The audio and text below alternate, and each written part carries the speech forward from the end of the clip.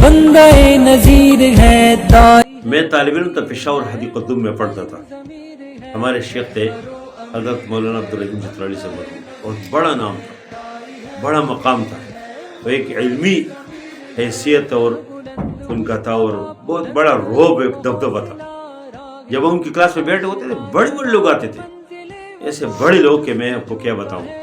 لیکن مولانا عبدالرحیم چترالی سے ہر آدمی کو ٹائم نہیں دیتے تھے. لیکن کئی بار ہم نے دیکھا کہ ایک نوجوان ادھر آئے اور مولانا خود کلاس چھوڑ کے اس کے کھڑے ہوتے تھے. بعد میں پتہ چلا کہ اسلامی جمعیت طلبہ کے ناظم اعلیٰ ہے جناب سراج الحق صاحب ہیں. اس وقت ہم زیر واقف نہیں تھے ان سے.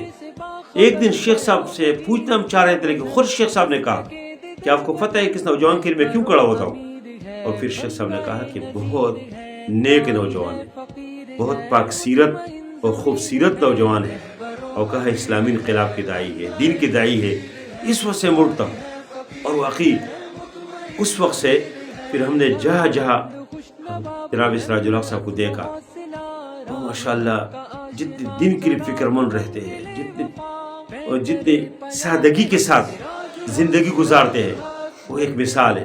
پھر خاص کر ادھر مرکز میں بہت زیادہ ان کے قریب رہے، بہت زیادہ آنے جانے کا موقع ملا، اور اتنی اس نے ہر آدمی کے ساتھ محبت کا اظہار کیا ہے کہ میں سمجھتا ہوں کہ ہر آدمی کہیں گے کہ شاید سراج الحق صاحب کا زیادہ تعلق میرے ساتھ ہے.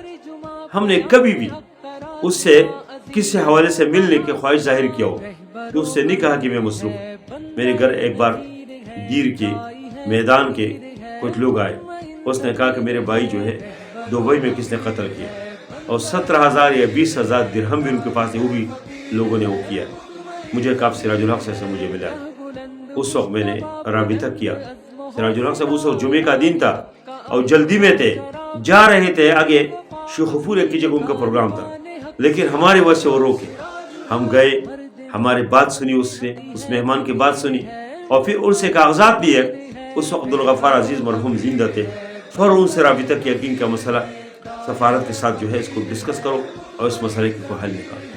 پھر کئی بار اس کے علاوہ ایک بار عشاء کے ٹائم ایک ساتھی کا مسئلہ تھا. مجھے رابطہ کیا کہ سراج الحق سے دار ظفر میں موجود ہے، آپ آج ملتے ہیں. میں جب گیا تو سراج الحق صاحب اکیلے میں بیٹھے تھے اور گیٹ معمولی قسم کے گیٹ کھلا تھا.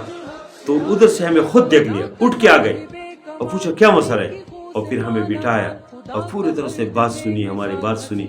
عید کے موقع پہ میں اپنے بچوں کے ساتھ انس یونس کے ساتھ ہم گئے، اور مولانا الرحمان صاحب بھی ہمارے ساتھ تھے. ہم ادھر گئے. اس وقت دارالضیافہ کے سارے اس کا جو عمل ہے وہ چھٹی پہ، کہ عید کے دن تھا تو چھٹی پہ گئے تھے، کوئی نہیں تھا، وہ اکیلے بیٹھے تھے.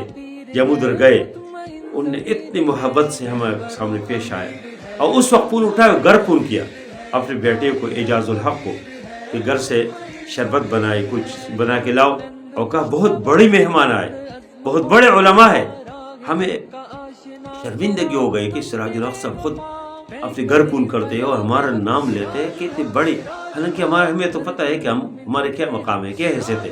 لیکن اس نے اتنی عزت کے ساتھ، کیونکہ ادھر دارالضیافہ میں کوئی تھا نہیں، تو گھر سے کھانے پینے کی چیزیں منگوائے اور ہماری ضیافت. اس طرح کئی مواقع پہ. اس لیے سراج الحق صاحب کے لیے میں دعا گو ہوں کہ اللہ تعالیٰ ان کے علم، عمل اور صلاحیت میں اضافہ فرمائے، ان کی اللہ تعالیٰ ان کی حفاظت فرمائے. اگرچہ الیکشن میں وقتی طور پہ ان کی شکست ہو گئی ہے، لیکن یہ تو جماعت اسلامی اور اسلامی تحریک کارکن اور جماعت اسلامی کے ذمہ داران یہ سمجھتے ہیں کہ یہ شکست یہ کچھ نہیں ہے. اصل میں تو ایک آدمی جب کسی محاذ پہ کھڑے ہو اور اس کو حکم ہو لڑنے کا، وہ لڑے تو ہار اور جیت تو اس کا حصہ ہوتے ہیں. جو ابھی میدان میں ہوتے ہیں کبھی ہارتے ہیں کبھی جیتے ہیں، اور حاصل میں ہارے ہوئی اور شکست ان لوگ کے ہے جنہوں نے اتنے بہترین ایک باکردار آدمی کو، جس کے بارے میں سپریم کورٹ نے کہا ہے کہ امین اور صادق ہے، اس کو اگر ووٹ نہیں دیے یا لوگوں نے دیے ہے لیکن کچھ اداروں نے اس کو اگر پیچھے ڈالا ہے تو ان لوگوں کی ناکامی ہے.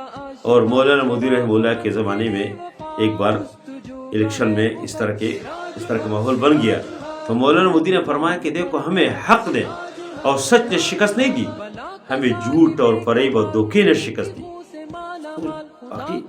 سچ کے مقابلے میں جب جھوٹ ہو، سچ کے مقابلے میں جو دھوکے ہو، اگر اس سے کوئی شکست کھاتے ہیں، کوئی شکست نہیں ہے۔ دوسرے کہ سراج الحق صاحب خود یہ کہتے ہیں کہ ہماری مثال جو ایک مؤذن کی ہے، مؤذن اذان دیتے ہیں کہ حی علی الصلاح، حی علی الفلاح، آؤ جی نماز کی طرف آؤ، کامیابی کی طرف آؤ۔ ابھی کوئی آئے تو بہت اچھی بات ہے، نہیں آتے تو لوگوں کی بدقسمتی ہے۔ لوگوں نے اگر مؤذن کی بات نہیں مانی اور مسجد کی طرف نہیں آ رہے تو لوگوں کی بدقسمتی ہے۔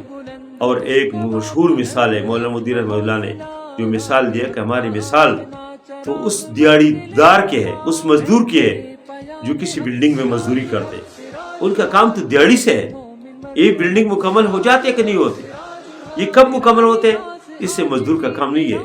ہم اسلامی انقلاب کے لیے، دین کی غلبی کے لیے کام کرتے تو اس میں یہ دین کب غالب ہو جاتے، اسلام کب غالب ہو جاتے، دین کب قائم ہو جاتے، ہوتے ہیں بھی کہ نہیں ہوتے، یہ ہمارا کام نہیں ہے۔ ہم اخلاص کے ساتھ یہ کام کریں۔ اس سے میں گواہی دیتا ہوں کہ سراج الحق صاحب نے اس الیکشن میں اس سے پہلے بھی جس طرح شب و روزے کر کے محنت کی ہے، ہر جگہ پہنچے، پیدل گئے، گاڑیوں میں سفر کیا ہے، اور دن میں اور سخت سردی میں اور پوری رات 24 گھنٹے سفر کیا، اس سے زیادہ۔ اور میں سمجھتا ہوں کہ سویا ہو تو بہت کم، کبھی گاڑی میں کبھی نہیں سویا، ادھر سے ادھر ادھر سے ادھر، اور مختلف سفر کیا۔ یہ ساری چیزیں ان کے لیے بہترین ذریعہ ہے، اللہ ان سے قبول فرمائے، اور ان کے جو تگ دو ہے، کوشش ہے، وہ ہم سب کے لیے نمونہ ہے، ہر کارکن کے لیے، جماعت اسلامی کے ہر رکن کے لیے، ہر ذمہ دار کے لیے۔ اللہ تعالیٰ ہم سب میں اس طرح کی فعالیت اور اس طرح تحرک اور اس طرح محنت اللہ پیدا فرمائے کہ اپنے مشن کے ساتھ آدمی مخلص ہو، اپنے مشن کے لیے کام کرے۔